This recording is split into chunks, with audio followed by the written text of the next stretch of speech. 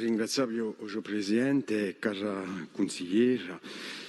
Semplicemente per dirvi che era passato nella stampa qualche mese fa che un associo palesava il fatto che a partire dal 4 di novembre EON in Francia, in tutti i casi, lavoravano in modo gratis. Bene di 2 mesi, novembre e dicembre, che li lavoravano in modo gratis per di lo scarto di paga che ci può essere tra l'uomo e EON e per dirvi, cara Lauda, che l'originalità non sarà mica in un sostegno a suo rapporto.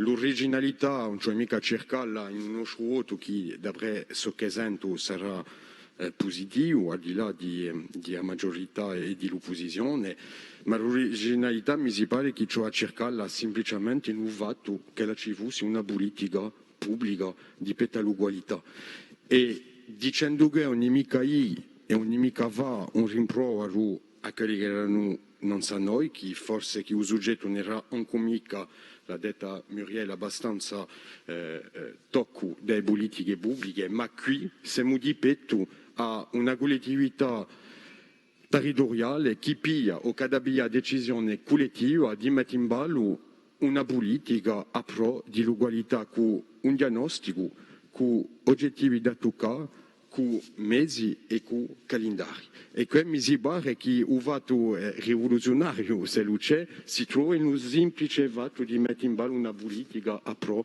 dell'ugualità. E a Igu, perché il valore d'ugualità tra l'uomo e l'uomo, ogni mica un valore che bene da per sé risponde a una scelta filosofica, a una scelta di società. E io uso a titolo personale, a nome di un gruppo assai vero, che questa collettività possa essere in condizione di fare una scelta collettiva e d'affirmare collettivamente, pubblicamente, ciò che noi vogliamo come società, i valori che noi vogliamo e ciò che noi vogliamo lasciare ai zideli, ai nostri zideli umani.